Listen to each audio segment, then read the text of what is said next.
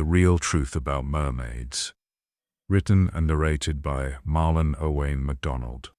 Published by Hidden Depths Press. Since the dawn of time, mankind has feared the waters. Not only the vast oceans, but the rivers that cut through the land, the lakes that shimmer beneath the sun, and the hidden pools that seem to breathe with life. Some say these waters are empty.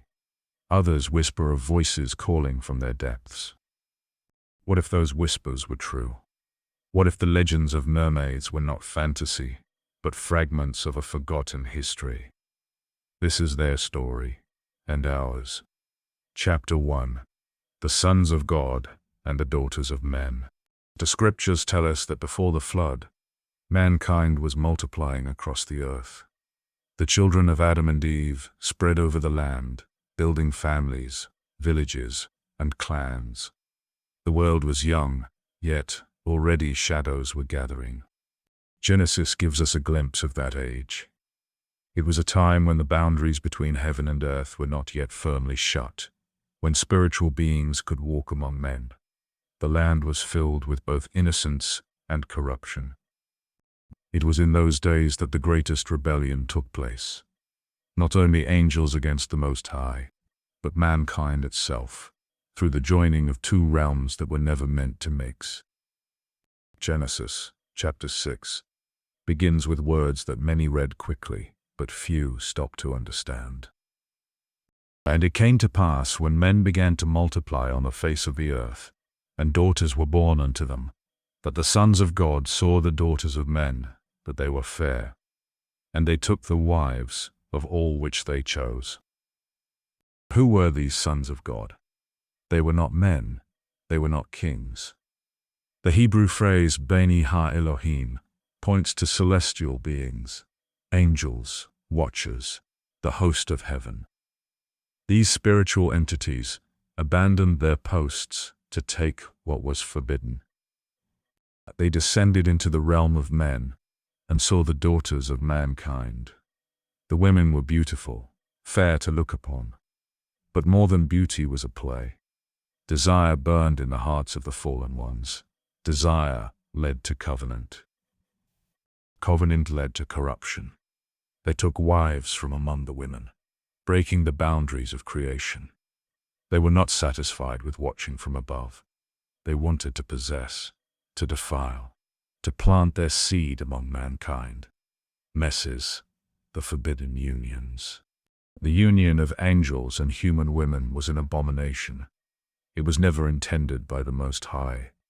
The result was not normal children, but hybrids, giants, the Nephilim, men of renown, beings who carried unnatural strength and corruption. But there was another consequence, one Genesis does not fully explain, but Enoch makes clear. And the women also of the angels who went astray shall become sirens. Enoch 19:2. Here lies the hidden truth. The women who joined themselves to the fallen angels became more than wives.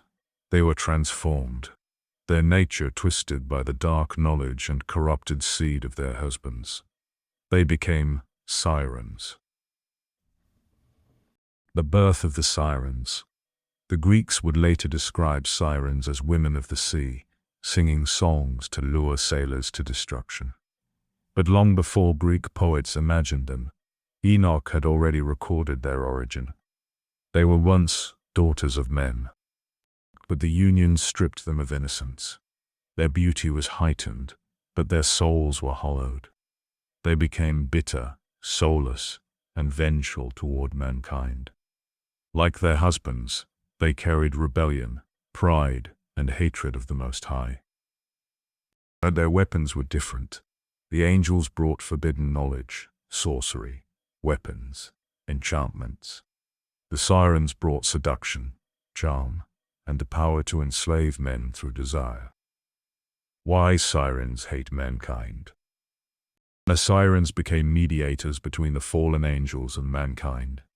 They whispered secrets, carried messages of rebellion, and spread corruption. Yet they hated mankind, for mankind still bore the image of God. They were jealous, they were cursed. They were stripped of their original purpose as daughters of men, and became destroyers of men. Their bitterness made them spiteful. Their power made them dangerous. Thus began the reign of the water spirits. Echoes in world mythology. Cultures across the earth remembered them. The memory of sirens was carried through generations, transformed into myths and legends, but never fully forgotten. In Greece, they were half woman, half bird, and later half fish. Their voices so sweet that sailors crashed their ships upon the rocks. In Mesopotamia, Dagon and Atargatis were worshipped as fish gods and mermaid queens. In Africa, spirits of the rivers and seas were feared and revered, called mamiwata, or water mothers. In the Caribbean, tales of river mama and sea maidens were whispered among fishermen. Every land, every culture, carried the same memory. Beautiful spirits of the waters who bring death and destruction to men. The spread of corruption. The unions between the sons of God and the daughters of men marked a turning point in human history. What began as desire soon spread into full corruption. The angels, now bound to earthly wives, did not only give themselves, they gave knowledge. They taught the woman secrets of the heavens that were never meant for mankind. Sorcery, potions, charms, spells. They revealed hidden sciences, weapons of war, and knowledge of the stars. These women, filled with forbidden wisdom, became teachers of destruction, and through them, mankind learned practices that opened deeper doors to darkness. The Nephilim, their offspring, ruled with violence. The sirens, their mothers, ruled with seduction. Together, they covered the earth in blood and defilement. Genesis sums it up with one chilling line. And God saw that the wickedness of man was great in the earth, and that every imagination of the thoughts of his heart was only evil continually. The corruption was complete. The waters, the land, and the heavens were polluted with rebellion. The sirens' role in the marine kingdom. While the Nephilim walked the earth as giants, the sirens were bound to the waters. They became queens beneath the seas, mediators between fallen angels and mankind. The waters have always held mystery. Genesis tells us that the Spirit of God moved upon the face of the waters before creation was ordered. Where God once moved in power, rebellion sought to build a throne. The sirens used their new position to deceive men. They offered secret knowledge, promises of wealth, and power in exchange for loyalty. They demanded offerings, sacrifices, and worship. Even after the flood destroyed the giants, the spirits of the Nephilim and the sirens continued to move among mankind. The giants became wandering demons, and the sirens remained bound to the waters. This is why so many cultures describe water spirits as jealous, demanding, and destructive. They are not myths. They are remnants of the rebellion before the flood. The hatred toward the children of men. One of the most striking features of sirens is their hatred toward mankind, especially the children of men. Why? Because mankind still carries the image of God. Mankind was chosen for redemption. Mankind was offered salvation. The sirens, like the fallen angels, know they have no place in the redemption plan. Their fate is sealed. This makes them bitter. Where they cannot create life, they seek to destroy it. Where they cannot bless, they curse. Where they cannot save, they enslave. Enoch wrote that they would continue their work till the day of the great judgment. Until that day, their mission is simple: drag as many souls as possible into destruction with them. The tools of the sirens. The sirens did not wield swords like the Nephilim. They wielded subtler, deadlier weapons. Beauty. They enhanced their form, appearing more than human. Their beauty irresistible. Voice. They sang, whispered, enchanted, and deceived with sound. Their voices became snares for the mind. Lust. They inflamed desire, using intimacy as chains to bind men into covenant. Wealth. They promised treasures from the sea, but every gift carried a curse. Dreams. They entered the night visions of men, creating bonds that tied the soul. These are the same tools still used today. This is why cultures across the world continue to tell stories of men destroyed by mermaids and water spirits. The judgment of the flood. The Most High saw the corruption and declared judgment. And God said unto Noah, The end of all flesh is come before me, for the earth is filled with violence through them. And behold, I will destroy them with the earth. The flood came not only because men sinned, but because the very fabric of creation had been polluted.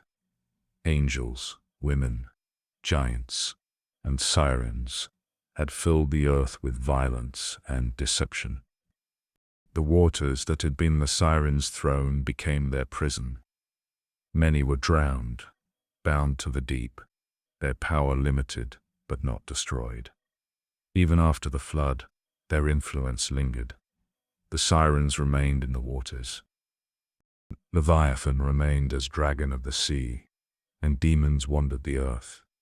The flood was a reset, but the war was not over. Nebels across the nations. Though the flood washed away much of the earth's corruption, the memory of the sirens remained. From generation to generation, stories were told, warnings were whispered, and legends carved into stone. Though cultures were scattered and tongues confused at Babel, every land remembered them in some form. In Greece, they were called sirens. Nepal, Owayne Bay. Early depictions showed them not as fish, but as half woman and half bird, perched on rocks, singing sailors to their doom.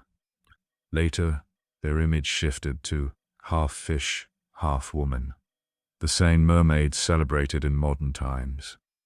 But in every version, their role was the same, to lure men into destruction. In Mesopotamia, the fish god Dagon and goddess Atargatis were worshipped as beings of the waters. The priests claimed they brought knowledge and fertility, but the truth is that they were remnants of the forbidden unions, elevated as deities. Their temples were filled with sacrifices, their worship filled with blood. In Africa, countless tribes feared the water spirits. In West Africa, they were called Mami Wata, mothers of the waters, depicted as beautiful women with flowing hair and jewels. They were said to bring wealth and love, but also madness, infertility, and death. In Nigeria, the Yoruba spoke of Yemoha, Queen of the Seas, whose worship continues even now. In the Caribbean, enslaved Africans carried these beliefs across the ocean, merging them with local stories. In Jamaica, they told of River Mama, who sits by rivers combing her hair with a golden comb. Fishermen warned that anyone who disturbed her would drown. Even in Europe, sailors feared the sea maidens. The Irish spoke of selkies, women who could shed their seal skins to become beautiful wives. But if their skins were stolen, they would abandon their families and return to the sea. From Babylon to Greece, from Africa to the Caribbean, the stories carry the same theme: women of the waters, beautiful and deadly, bringing both gifts and ruin. This is why cultures everywhere fear rivers and seas as gateways. It is why sacrifices are made at water's edge. It is why people dream of being pursued or drowned. The waters are not empty, they are inhabited. Why the marine connection to men? The sirens do not remain in the deep. They connect with mankind in subtle ways. Through dreams, appearing as lovers, seducing men and women in their sleep. Through songs and voices, enchanting the mind with sound. Through covenants, where gifts are exchanged for loyalty. Through rituals, when sacrifices are offered at rivers, seas, and ponds. This is why many cultures still warn children not to play too close to rivers. Why fishermen whisper prayers before casting nets. Why elders leave offerings at water's edge. Beneath the tradition is the memory of sirens. God's response. The Ark of Noah. Yet even as corruption spread, the Most High prepared a way of escape. He called Noah, a man righteous in his generation, to build an ark. The ark was not just a boat, it was a vessel of separation. It lifted Noah and his family above the waters of judgment, above the dwelling place of the sirens, above the rebellion that filled the earth. But Noah found grace in the eyes of the Lord. The ark was God's answer to the marine kingdom. Where the waters became a throne of rebellion, the ark floated as a throne of grace. And when the flood came, the same waters that carried the sirens became their prison. The giants drowned, the sirens were bound. Leviathan himself was chained until the day of final judgment. The flood, judgment on the corruption. The rebellion of the angels, the transformation of the women, the birth of the giants, all of it filled the world with violence. Mankind's thoughts were corrupted, the earth was polluted, and the Most High declared judgment. The flood waters rose, sweeping away men, giants, and beasts alike. But the flood was not just a punishment, it was a cleansing. The waters washed the land of its corruption. The giants fell, their bodies destroyed. But their spirits did not perish. The Book of Enoch tells us that the Nephilim became wandering spirits upon the earth, what we now know as demons. And the women who became sirens, they were bound to the waters, their realm sealed. They could not walk the land as before, but they continued their work beneath the waves, in rivers, in lakes, in the deep. The spirits that remained when Noah stepped out of the ark, the world seemed new. The air was fresh. The ground was cleansed, and humanity began again. Yet unseen to men, the spirits of rebellion remained.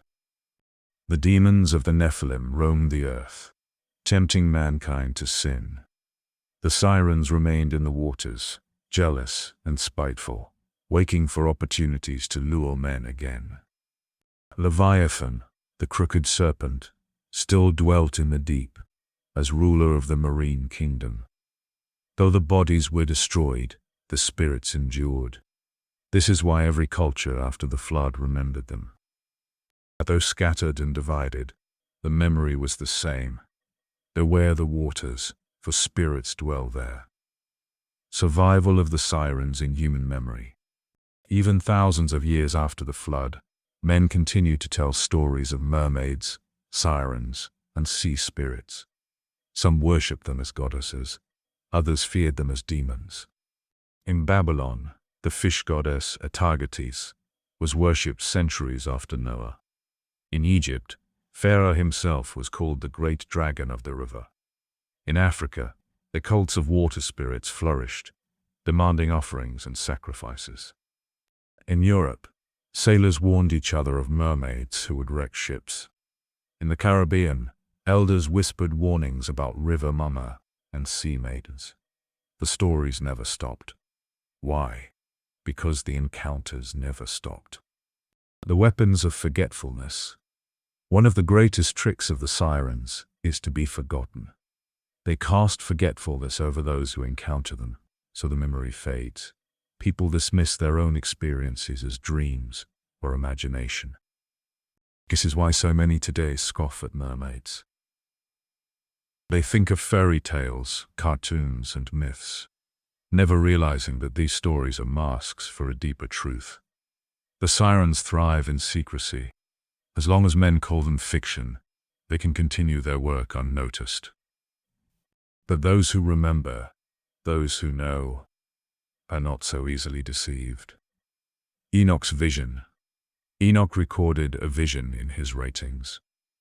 And Uriel said to me, "Here shall stand the angels who have united with women, and their spirits, taking many different forms, are corrupting mankind and leading them astray to worship demons as gods. Here they shall remain until the day of the great judgment, when they will be judged and brought to an end. And the women of the angels who went astray will become sirens. And I, Enoch, alone saw the vision, the ends of all things. No man shall see as I have seen." 1 Enoch 19:3. This testimony makes the truth clear. The sirens were never inventions of sailors or fantasies of poets. They were the cursed women of old, transformed by rebellion, bound to the waters, used as instruments to draw mankind into the worship of demons. The war between two seeds. From the beginning, God declared there would be enmity between the seed of the woman and the seed of the serpent. Genesis 3:15. This war continues to this very day. The sirens, born of rebellion, are part of the serpent's seed. Not human, not angel, but corrupted hybrids, bound to the waters. Their mission is to drag men into covenant with the marine kingdom. The seed of the woman, the children of Adam, redeemed through Christ, is called to resist, to walk in truth, to remember the warnings of the Scriptures. This war is not fought with swords, but with knowledge, obedience, and faith. For only the truth can expose the lies of the waters. The pattern revealed, Genesis chapter 6, gives us the starting point. Enoch fills in the details. The women became sirens, the angels became prisoners awaiting judgment. The giants became demons, and the waters became a throne of rebellion. But what exactly does Enoch say about the fate of these women? How do the sirens fit into the wider story of fallen angels, forbidden knowledge, and mankind's downfall? To answer this, we must step deeper into the ancient visions of Enoch, the prophet who saw the secrets of heaven and earth, the man who walked with God and was taken without death. For in his writings lies the clearest picture of the truth about mermaids. Closing of Track 1. The story of the sirens is not myth. It is history. It is scripture. It is the hidden truth that cultures remembered in fragments and legends. From the flood to our present age, the spirits of the waters remain. They whisper, they entice. They seek to bind men and women in secret covenant. But the Most High has revealed their origin, and what is revealed can no longer remain hidden. This is the beginning of the real truth about mermaids, as Marlon witness. This is the beginning.